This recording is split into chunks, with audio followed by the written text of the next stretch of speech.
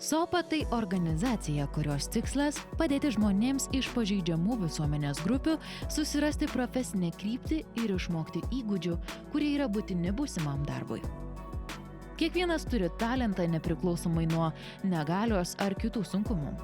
Daugiau nei pusė besikreipusių į SOPA sėkmingai įsidarbina.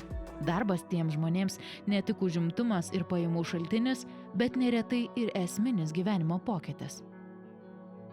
SOPA vykdomos programos skatina įmonės priimti įvairius darbuotojus nepriklausomai nuo negalios, amžiaus ar kitų skirtumų. Tokios iniciatyvos kaip Lietuvos įvairovės chartija, darbo šešėliavimo diena Duodei, darbo vietų pritaikymas neįgaliesiems padeda verslui įgyvendinti socialinės atsakomybės tikslus.